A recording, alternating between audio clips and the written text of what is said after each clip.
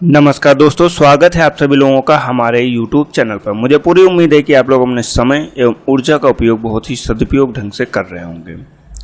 दोस्तों, हम लोग जो यहाँ पे अपना NCERT का एक प्रोग्राम लेके चल रहे हैं, जिसमें हम लोग अभी क्या कर रहे थे, तो राजनीति विज्ञान का अध्याय 1 जो कि विविधता की समझ है, इसे कर रहे थे। इसका हम लोगों ने भाग 1 पार्ट 1 कर लिया है, जो कि आपकी playlist IAS UP PCS NCERT महासंग्राम प्लेलिस्ट में उपलब्ध है।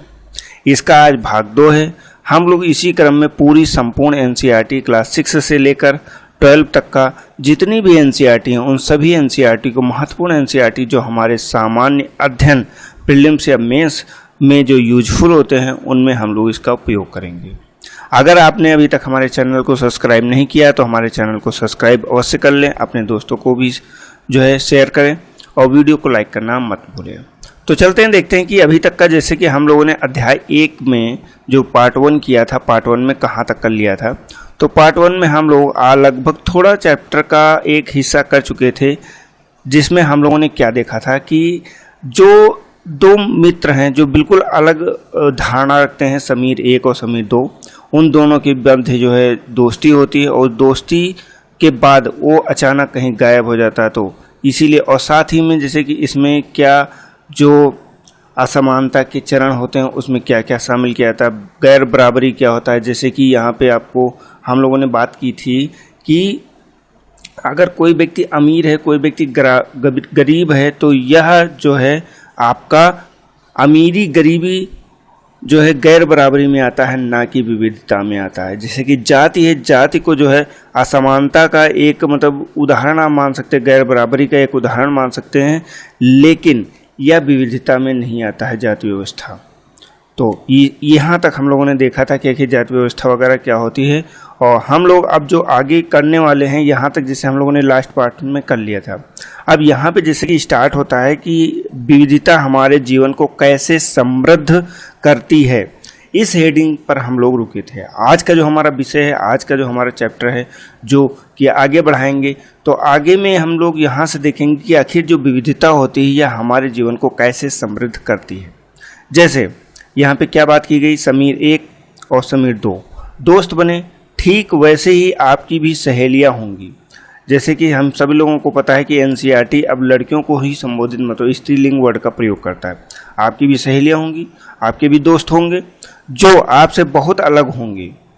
आपने शायद उनके घर में अलग तरह का खाना खाया होगा, उनके साथ अलग त्यौहार मनाए होंगे और उनके कपड़े पहन कर देखे होंगे, तो थोड़ी बहुत उनकी भाषा भी सीखी होगी। मतलब इस तरह की चीज़ें हुई होंगी कि मतलब जो आपके सहेलियाँ दोस्त होंगे वो उनकी अलग अलग चीज़ें होंगी, लेकिन आपने कोशिश की होगी कि आप जो है इनको सीखें। अगला क्या दिया गया है, एक बॉक्स दिया गया, बॉक्स में दिया गया सूची बनाइए, आपने भारत के अलग अलग प्रांतों से कौन कौन से व्यंजन खाए हैं। मतलब यहाँ पे क्या आपसे पूछा, जैसे कि जो स्टेट होते हैं, स्टेट एंड जो व्यंजन होते हैं, जो फूड होते हैं, उन फूडों की आपको लिस्ट बनानी है कि कौन सा स्टेट का क्या खाना आपने खाया है। जैसे कि यूपी की बात करें तो यूपी का खाना आपने कौन सा खाया है, दिल्ली की बात करें तो दिल्ली का कौन सा खाना खाया है, जैसे कि अगर साउथ की बात करेंगे तो साउथ का कौन सा खाना खाया है। यह साउथ का वो सबसे ज़्यादा जो फेमस होता है, लगभग आम सभी लोगों ने खाया होगा, इडली सांभर हो गया या मसाला डोसा हो गया, ये सब साउथ के फूड्स हैं जो खाए होंगे। जैसे आप मोमोज वगैरह खाते हैं, ये सब अरुणाचल जो पूर्वोत्तर भारत है वहाँ की चीज़ें हैं। आप जैसे ढोकला खाया होगा तो ढोकला गुजरात साइड का व्यंजन है। तो इस तरह की चीज़ें जो आपने अलग अलग खाई हैं, उनकी आपको एक लिस्ट बनानी है, उस लिस्ट को पूरा कंप्लीट करना है। आगे दिया गया अपनी मातृभाषा के अलावा उन भाषाओं की सूची बनाइए जिनके आप कुछ शब्द जानती हैं। मतलब यहाँ पे आपको क्या करना, लैंग्वेज, यहाँ पे लैंग्वेज करना है और यहाँ पे स्टेट करना है। कि क्या बता रहा है आपसे कि उन भाषाओं की लिस्ट बनानी जिनके आप कुछ शब्द सीखे हैं। मतलब उन लैंग्वेजों को यहाँ पे लिखना है जिनके बारे में आप थोड़ा बहुत जानते हैं। जैसे इंग्लिश, तो इंग्लिश लगभग कॉमन लोग होता है कि इंग्लिश लगभग जो हिंदी जानता है वो इंग्लिश भी थोड़ा बहुत जानता है। ये जरूरी नहीं कि जिसको इंग्लिश आती है उसे हिंदी आती ही हो, लेकिन हाँ, हिंदी जिसे आती है उसे इंग्लिश आती हो, ये भी जरूरी नहीं। लेकिन हाँ, कुछ ऐसे व्यक्ति कॉमन्स होते हैं जो कि इंग्लिश और हिंदी दोनों का थोड़ा बहुत नॉलेज रखते हैं। या फिर तमिल भाषा आपने सीखी हो, तमिल के बना सकते हैं, या आपने कोई और स्थानीय भाषा जैसे ब्रज भाषा है, या फिर आप जो है बिहारी भाषा है, इस तरह की जो भाषाएं आपने सीखी हैं उनकी एक लिस्ट आपको यहाँ पे कंप्लीट करनी है। अब आगे बढ़ते हैं, तो आगे देखते हैं कि आपको शायद तरह तरह के जानवरों, रानियों, साहसिक घटनाओं या भूतों की कहानियाँ पसंद होंगी। ये यहाँ पे कहा गया है। संभव है कि आपको खुद कहानी बनाना भी पसंद होगा।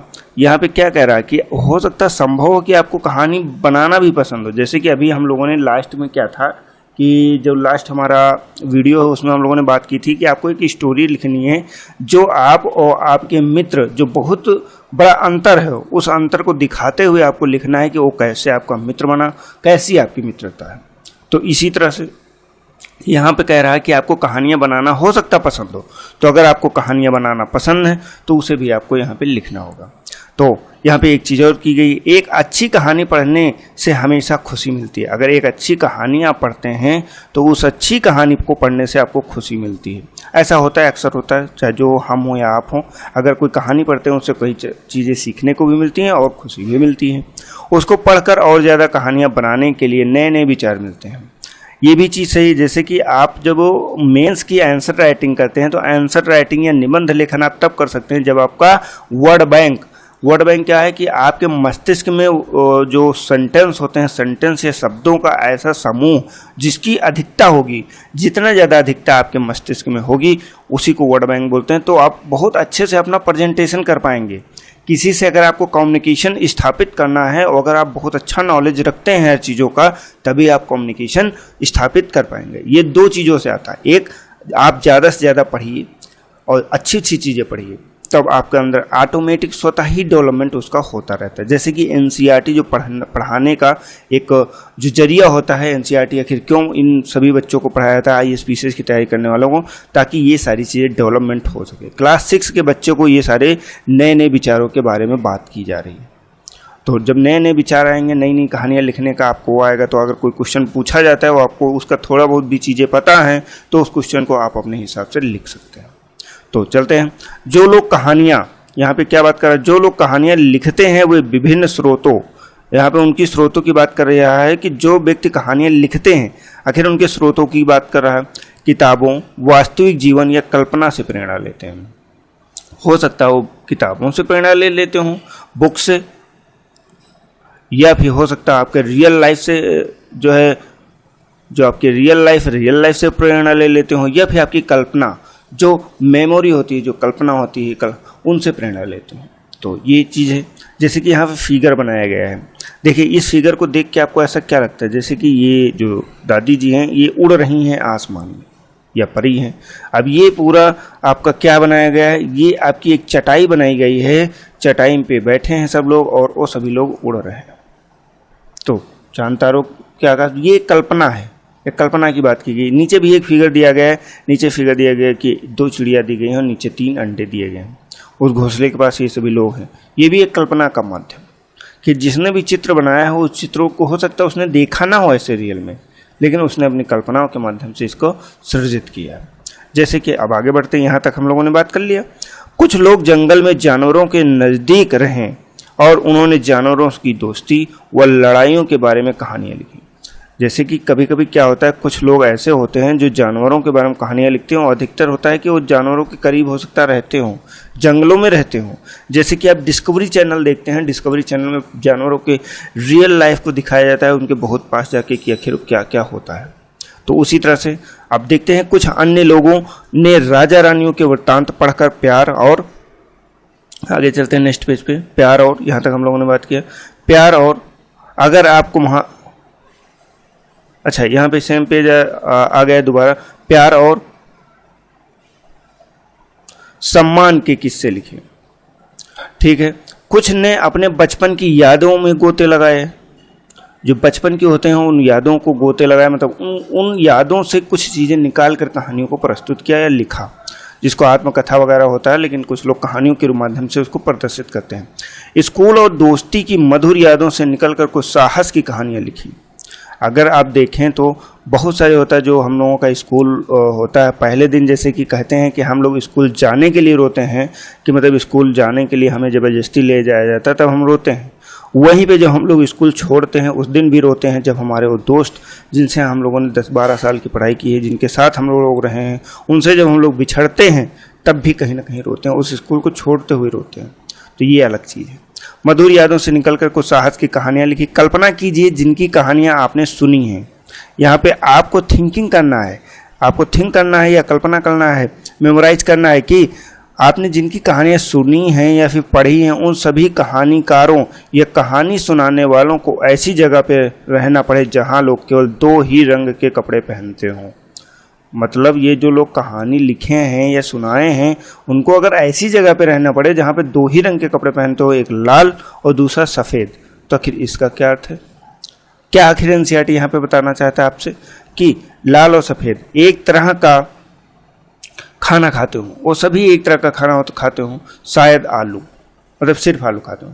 समान रूप से केवल 2 पशु पक्षी को पालते हो, उदाहरण के लिए हिरन और कौवा, और केवल सांप सीढ़ी खेल में अपना मनोरंजन करते हो। ऐसी जगह रहकर वो कैसी कहानियाँ लिख पाएंगे? यहाँ पे आपसे पूछ रहा है कि अगर कोई व्यक्ति जो आपको कहानियाँ सुना रहा है या कहानियाँ लिख रहा है, वह सिर्फ ऐसी जगह पे रहता हो जहाँ पे 2 ही तरह के कपड़े पहने जाते हों, एक तरह का खाना खाया जाता हो, 2 तरह का पशु पक्षी हों, और मनोरंजन के लिए सिर्फ एक ही खेल खेला जाता हो, तो वो कैसी कहानियाँ लिखेंगे? भाई उनकी कहानियाँ भी उसी तरह की होंगी। वो इतनी ही सारी चीज़ों को लेकर एक कहानी का निर्माण करेंगे। और जो उनकी कहानियों में क्या होगा, 2 ही तरह के कपड़ों के बारे में बताया जाएगा, क्योंकि वो बाकी दुनिया जानते ही नहीं। यही चीज़ यहाँ पे बताया जा रहा है कि भैया जैसी चीज़ें आप देखेंगे, कोई ना कोई स्रोत आपका होगा उन चीज़ों को प्रस्तुत करने का।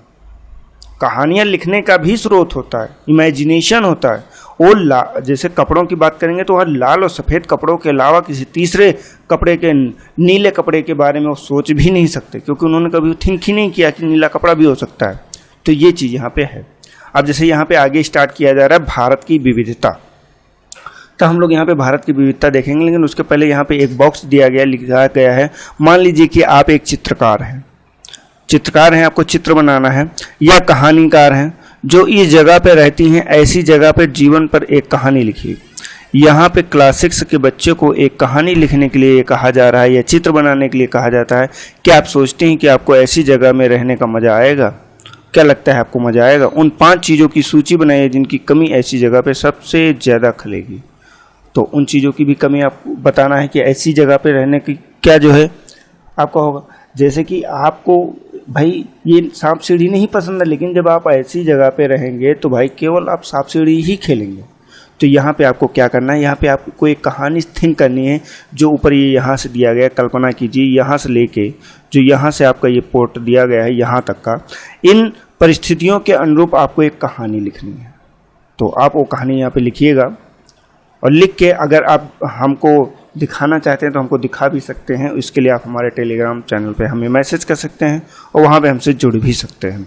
और साथ ही में ये एप्लीकेशन पे आप अगर इसकी बुक वगैरह या कुछ भी चाहिए होगा तो आपको एप्लीकेशन से मिल जाएगा। तो यहाँ पे ये चीज़ हो जाती है। अब हम यहाँ पे पढ़ते हैं कि आखिर भारत में विविधता क्या है। तो भारत में विविधता का यहाँ छोटा सा पैराग्राफ दिया गया है। उसके पहले हम नीचे यहाँ पे एक बॉक्स दिया गया, इस बॉक्स के बारे में बात कर लेते हैं। भारत के लोग विविध तरीकों से नीचे लिखे काम करते हैं। यहाँ पे कुछ नीचे काम लिखे गए हैं, तो इसमें पूछा गया तरीकों के बारे में। विविध तरीके मतलब अलग अलग तरीकों से नीचे लिखे काम करते हैं। यहाँ उनमें से एक तरीका बताया गया है जो 2 और तरीके लिखिए, मतलब एक तरीका बताया गया है और 2 और तरीके लिखने हैं। जैसे कि प्रार्थना, इबादत करना। तो भारत के लोगों के बारे में बात कर रहा है। अगर प्रार्थना इबादत करना है तो यहाँ पे क्या पहला क्या दिया गया, भक्ति में गीत गाना, ये यहाँ पे दिया गया है। और इसके बाद क्या कहते हैं, जैसे अलग धर्म की बात करेंगे तो वहाँ पे अजान करना हो जाएगा। इस तरह से आपको लिखना। शादी करना, जैसे यहाँ पे गया है अदालत में रजिस्टर में दस्तखत करना, इसको कहते हैं कोर्ट मैरिज। यहाँ पे अन्य तरीका क्या हो सकता है, जैसे कि हिंदू प्रथा के अनुसार जो रीति रिवाजों से शादी होती है उसको यहाँ पे शामिल कर सकते हैं। अगला क्या है, विभिन्न प्रकार के कपड़े पहनना। जैसे कि मणिपुर में औरतों को फैनक पहनना पसंद है। वहीं पे अगर हम उत्तर भारत की बात करते तो यहाँ पे स्त्रियों को साड़ी पहनना पसंद है। या फिर आप किसी अन्य प्रदेश में जाते हैं, जैसे कि आप राजस्थान इलाके में जाते हैं, वहाँ पे पूरे कपड़े पहनना पसंद है। उनका अलग ही एक कल्चर है। तो इसी तरह से उसको भी लिखना। अभिवादन करना, झारखंड के आदिवासियों को एक दूसरे को जोहर कहना पसंद है। अब जैसे यहाँ की बात करेंगे तो यहाँ पे कुछ लोगों को राम राम कहना पसंद है, कुछ लोगों को हेलो कहना पसंद है, कुछ लोगों को गुड मॉर्निंग कहना पसंद है। तो इस तरह से अब जैसे चावल पकाना, इसमें कहा गया मीट और सब्जी डालकर बिरयानी पकाना, ये एक तरीका हो सकता है। जिससे इसके अलावा और क्या तरीका होता है, सिंपल सा चावल बनाया जाता है जो उत्तर भारत में ज़्यादातर फेमस है। अगर हम लोग कोस्टल एरिया में जाते हैं, जो भारत का कोस्टल एरिया है, वहाँ पे इस तरह के बनाया जाता है, मीट और सब्जी डालकर बिरयानी पकाई जाती है। या मुस्लिम लोग ऐसे बनाते हैं। अगर हिंदू धर्म में तो सिंपल सा बनाते हैं, तहरी बनाना हो जाएगा, खिचड़ी बनाना हो जाएगा। ये चावल को पकाने के अलग अलग तरीके हो जाएंगे। तो ये यहाँ पे आपको देखना है, ठीक है। अब यहाँ पे हम लोग इसको पढ़ते हैं। भारत विविधताओं का देश है। ओके, हम विभिन्न भाषाएं बोलते हैं, विभिन्न प्रकार का खाना खाते हैं, अलग अलग त्यौहार मनाते हैं।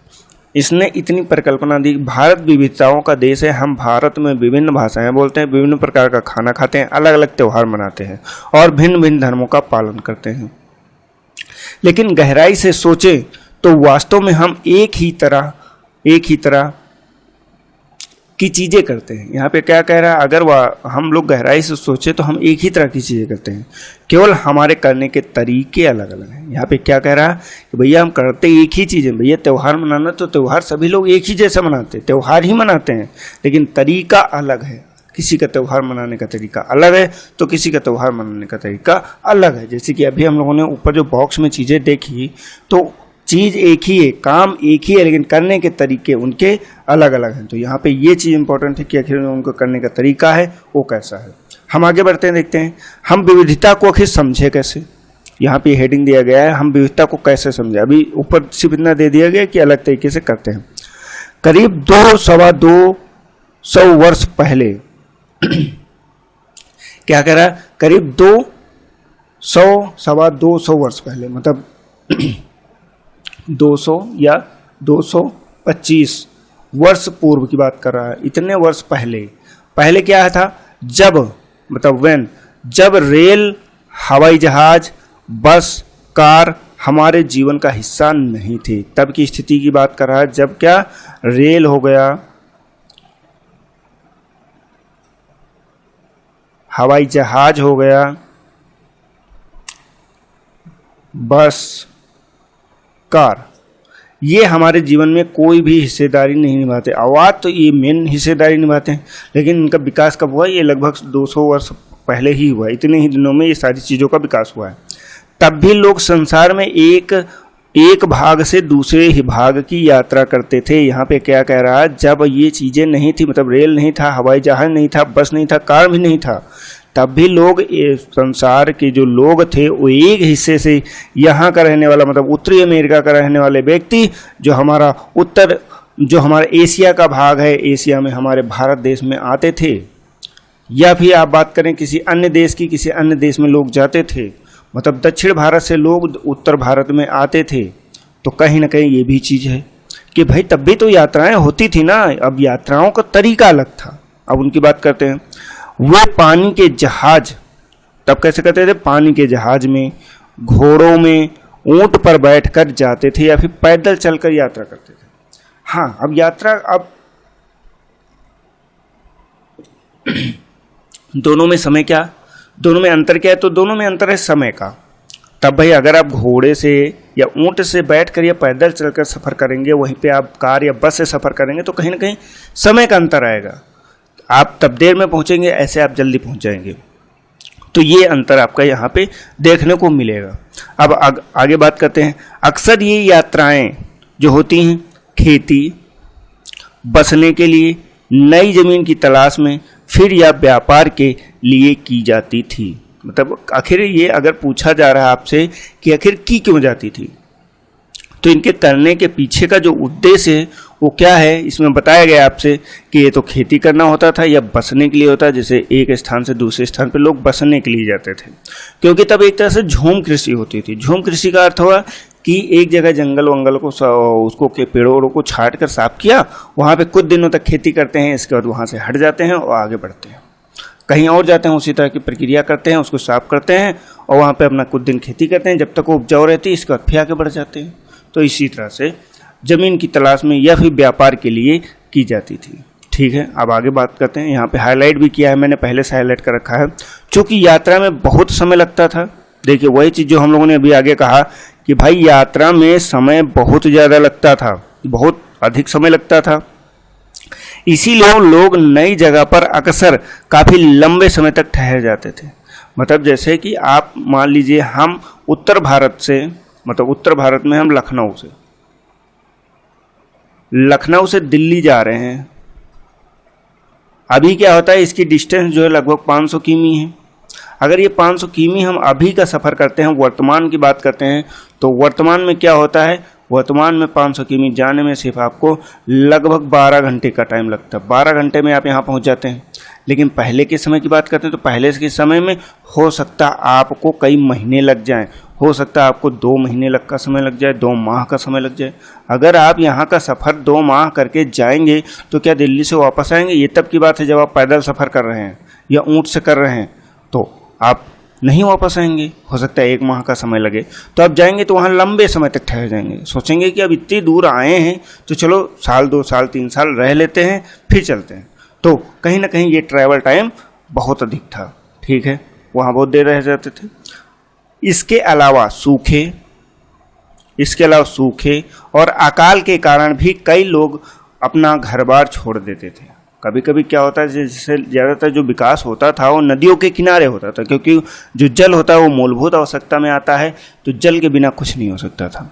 तो कहीं ना कहीं नदियों के या नहरों के किनारे होता था जहाँ पे पानी उनको मिल जाता था। लेकिन जब पानी वहीं ज़्यादा आ जाता था तब क्या होता था कि वो बह जाते थे, बाढ़ आ जाती थी। और वहीं कभी कभी जब बारिश वगैरह नहीं होती थी तो वहाँ पे सूखे की स्थिति हो जाती थी, अकाल पड़ जाते थे, खाने को कुछ नहीं होता था। उन स्थितियों में, उन परिस्थितियों को अगर आप सोचें तो आपके पास क्या विकल्प रह जाता है कि आप उस स्थान को, उस परिक्षेत्र को छोड़कर आगे बढ़ेंगे और आगे बढ़ के कहीं और शिफ्ट हो जाएंगे। तो ये चीज़ है। देखिए के कारण अकाल भी आते, कई लोग बार बार अपना घर बार छोड़ देते हैं। उन्हें जब पेट भर खाना, यहाँ पे पेट भर खाना तक नहीं मिलता, वही हम लोगों ने कहा भूखे लोग नहीं मरेंगे तो कहीं ना कहीं तो जाएंगे, तो वे नई जगह पर जाकर अपना बस जाते थे। कुछ लोग काम की तलाश में और कुछ युद्ध के कारण घर छोड़ देते थे। तो ये सारे कारण हैं कि इन कारणों से ऐसा लोग करते थे। ठीक है, आगे बढ़ते हैं। लोग जब नई जगह पे बसना शुरू करते हैं तो उनके रहन सहन में थोड़ा बदलाव आ जाता है। कुछ चीज़ें वो नई जगह की अपना लेते हैं और कुछ चीज़ें वे पुराने ढर्रे पर ही चलते रहते थे। इस तरह उनकी भाषा, भोजन, संगीत, धर्म आदि में नए और पुराने का मिश्रण होता रहता था। उनकी संस्कृति और नई जगह की संस्कृति में का आदान प्रदान होता था और धीरे धीरे एक मिश्रित यानी मिली जुली संस्कृति बन जाती थी। जब इस तरह से लोग जाते थे और कहीं पे रहते थे तो धीरे धीरे क्या होता था, कुछ चीज़ें वहाँ की अपना लेते थे और कुछ चीज़ें अपने यहाँ की, और दोनों को मिक्स करके एक मिश्रित मिली जुली संस्कृति का निर्माण हो जाता था। अगर हम अलग अलग क्षेत्रों का इतिहास देखें तो हमें पता चलेगा कि किस तरह से विभिन्न संस्कृतियों का प्रभाव ने वहाँ के जीवन और संस्कृति को आकार देने में योगदान किया है। इस तरह से कई क्षेत्र अपने विशिष्ट इतिहास के कारण विविधता संपन्न हो जाते हैं। अगर हम बात करें इस तरह के, हम इतिहासों को अलग अलग क्रम में उठा के देखें, विभिन्न संस्कृतियों को देखें, तो उनके प्रभावों को हम लोग देख सकते हैं कि कैसे पड़ा है। ठीक इसी तरह से लोग अलग अलग तरह की भौगोलिक स्थितियों से किस प्रकार सामंजस्य बैठाते थे उसके लिए भी विविधता उत्पन्न होती है। उदाहरण के लिए समुद्र के पास रहने में और पहाड़ी इलाकों में रहने में बड़ा फर्क होता है। जैसे कि यहाँ पे अब क्या कह रहा है, यहाँ एग्जाम्पल दे रहा है, उदाहरण के लिए समुद्र के पास अगर आप रहते हैं, वहीं पहाड़ी इलाकों में रहते हैं तो बहुत बड़ा फर्क होता है। आप फर्क की बात करते हैं, न केवल वहाँ के लोगों को कपड़ों और खान पान की आदतों में फ़र्क होगा, बल्कि जिस तरह से काम वे करेंगे वे भी अलग होंगे। मतलब वो जो काम करेंगे वो भी अलग होंगे। जैसे कि शहरों में अक्सर लोग यह भूल जाते हैं कि उनका जीवन उनके भौतिक वातावरण से किस तरह से गहराई से जुड़ा है। यही चीज़ सबसे इम्पॉर्टेंट हो जाती है कि जहाँ पे आप रहते हैं वहाँ की जो भौगोलिक स्थिति है उससे आपका जीवन बहुत गहराई से जुड़ा होता है। ऐसा इसलिए कि शहरों के लोग विरले ही अपनी सब्जी या अनाज उगाते हैं, वे इन चीज़ों के लिए बाजार पर ही निर्भर है। इसीलिए वो भूल जाते हैं कि वो किस संस्कृति से, किस मतलब जो भौतिक वातावरण से उससे कैसे प्रभावित करते हैं। ठीक है, ये चीज़ होता है। अब यहाँ पे कह रहा है आइए भारत के दो भागों लद्दाख और केरल के उदाहरणों के जरिए एक समझने की कोशिश करें कि किसी क्षेत्र की विविधता पर उसके ऐतिहासिक और भौगोलिक कारकों का क्या असर पड़ता है। देखिए, एनसीईआरटी जो है क्लास 6 के बच्चों को समझा रहा है। एक उदाहरण देखिए कि अब देखिए क्या अंतर होता है। मतलब शहर के लोग ये सारी चीज़ें भूल जाते हैं क्योंकि वो बाजार पर निर्भर हैं। लेकिन चलिए हम भारत के दो हिस्से कहाँ कहाँ से, तो पहला है लद्दाख। अब लद्दाख का देखेंगे, लद्दाख के अलावा और दूसरा क्या है, केरल। तो केरल, इन दो जगहों को हम देखेंगे कि इन दो जरियों को समझने का प्रयास करते हैं। यहाँ पे एटलस में दिया गया है कि एटलस में भारत का नक्शा देखिए और उनमें ढूंढिए कि ये दोनों क्षेत्र लद्दाख और केरल कहाँ पर स्थित है। इन दोनों का क्षेत्रों में भौगोलिक स्थितियों के बारे में, वहाँ के भोजन, कपड़े और व्यवसाय पेशों को कैसे प्रभावित करती है, उसकी सूची बनाइए। अब क्लास 6 के बच्चे को यहाँ पे एक जो है निर्देश दिया गया है कि आपको एटलस में ढूंढना है। अब तब के बच्चे को सिखा रहे हैं कि एटलस कैसे देखना है। यहाँ पे जब यूपी बोर्ड के बच्चे या जो अलग अलग बोर्ड के स्टेट बोर्ड्स के बच्चे हैं या सरकारी स्कूल में पढ़ने वाले बच्चे हैं या कहीं ऐसी जगह के पढ़ने वाले बच्चे हैं जिनको इतना ज्ञान नहीं मिलता, उनको एटलस ही नहीं पता होता जब तक वो 12th पास आउट नहीं हो जाते। अगर अब इसमें लद्दाख और केरल की बात करते हैं तो लद्दाख भारत का सबसे ऊपरी हिस्सा है, मतलब अगर बात करें तो उत्तरी हिस्सा, और वहीं पे जो सबसे दक्षिणतम बिंदु है, दक्षिणी भाग है, दक्षिण में जो स्टेट है ये आपका क्या है, तो ये आपका केरल है। इतना बीच, अगर दोनों के बीच की बात करें तो लगभग मान के चलिए 1300-1400 किलोमीटर का अंतर आएगा। मतलब छोटा मोटा अंतर नहीं। तो क्या अंतर होता है, ये पहाड़ी एरिया है, लद्दाख पूरा पहाड़ी एरिया, ऊंची ऊंची पहाड़ियाँ बनी हुई हैं। ये ऐसा कुछ भी नहीं, यहाँ पे झीलें वगैरह सब मिलेंगी। तो इस तरह से हम लोग चलते हैं, बढ़ते हैं, देखते हैं दोनों के बीच में अंतर।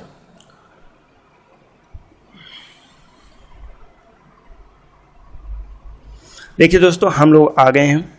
अब अपने अगले पेज पे देखते हैं। यहाँ पे देखिए दो चीज़ें दिखा रहा है। एक ये यहाँ पे दिखा रहा है लद्दाख ऊंचे पहाड़ों वाला रेगिस्तानी इलाका है। अब यहाँ पे देखिए अलग अलग पहाड़ बने हुए हैं, जैसे कि हम लोगों ने पहले जब चैप्टर की स्टार्टिंग की थी वहाँ पे ये हमें फोटो कहीं ना कहीं देखने को मिला था। लद्दाख जम्मू और कश्मीर के पूर्वी हिस्से में पहाड़ियों में बसा एक रेगिस्तानी इलाका है। कहाँ की बात कर रहा, तो लद्दाख जो है जम्मू कश्मीर में के पूर्वी हिस्से में बसा हुआ पहाड़ियों में एक रेगिस्तानी इलाका है। यहाँ बहुत ही कम खेती संभव हो पाती है। वो क्या बता रहा है आपको कि यहाँ पे खेती नहीं हो पाती क्योंकि इस क्षेत्र में बारिश बिल्कुल भी नहीं होती है। और आपको सभी लोगों को पता है कि जहाँ पे 25% 25 सेंटीमीटर से कम वर्षा होती है वहाँ पे क्या हो जाता है, तो वहाँ पे हम लोग उसको रेगिस्तान बोलते हैं।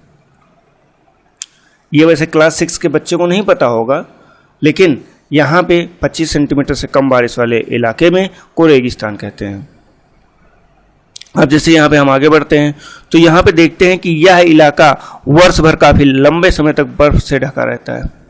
यहाँ पे कहते हैं कि वर्ष से तो देखिए यहाँ पे आप कुछ लोग या कुछ बच्चे का इस बात पे कंफ्यूज हो सकते हैं कि जब ये रेगिस्तानी इलाका है तो यहाँ पे बर्फ से ढका है तो रेगिस्तानी इलाका कैसे, तो इसको शुष्क रेगिस्तान भी कहा जा सकता है क्योंकि आपका अगर बारिश नहीं हो रही तो वो रेगिस्तान ही होगा। ठीक है, इस क्षेत्र में बहुत ही कम पेड़ उग पाते हैं। यहाँ पे कह रहे हैं पेड़ भी कम उग पाते हैं। पीने के लिए पानी के लोग गर्मी के महीनों में पिघलने वाली बर्फ पर निर्भर कर रहते हैं। यहाँ पे क्या बता रहा है कि अगर पानी आपको पीना है तो कहीं ना कहीं जो गर्मी में बर्फ पिघलती है उस पर निर्भर रहेंगे, बाकी तो बर्फ ढकी है।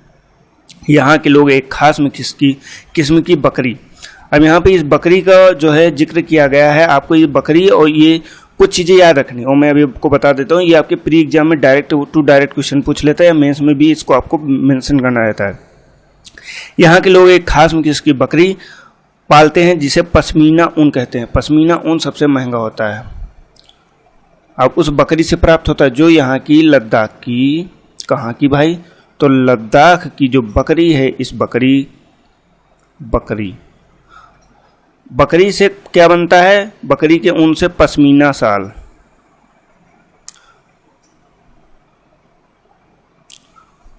पश्मीना ऊन बनता है और ये कहीं ना कहीं सबसे महंगा होता है और सबसे गर्म होता है, इसीलिए पश्मीना शाल यहाँ पे क्या कर, पश्मीना शाल बड़ी महंगी होती है।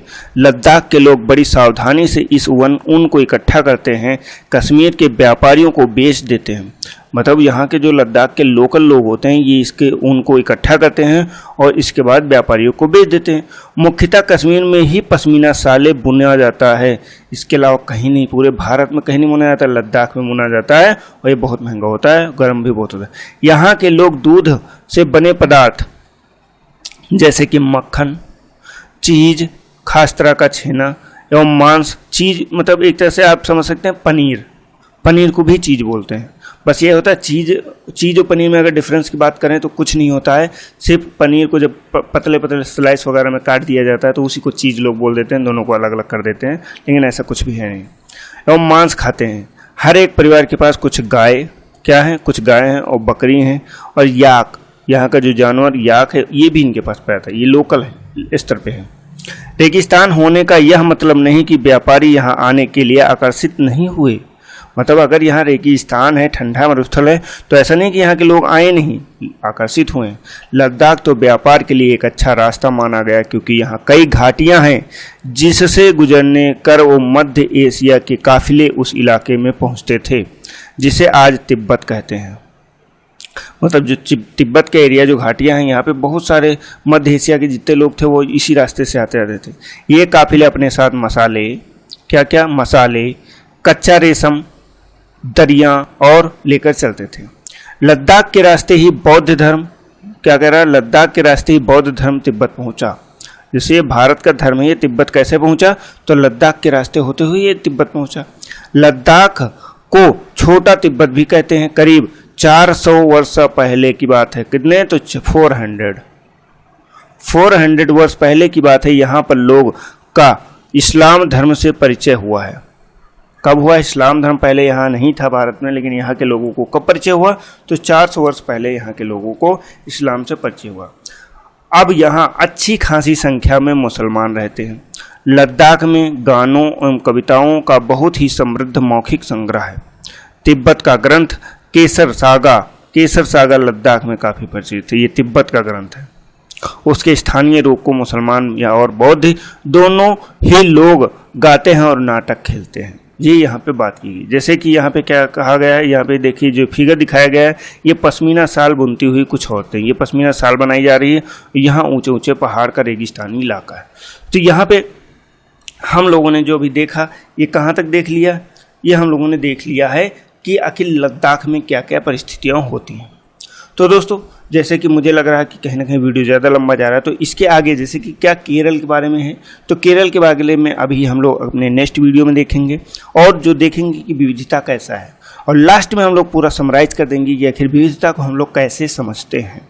ठीक है दोस्तों, तो हम लोग मिलते हैं अपने अगले वीडियो में। हमारे चैनल को सब्सक्राइब करना बिल्कुल मत भूलें, साथ में अपने दोस्तों को भी अधिक से अधिक शेयर करें और हमारे वीडियो को भी लाइक करें।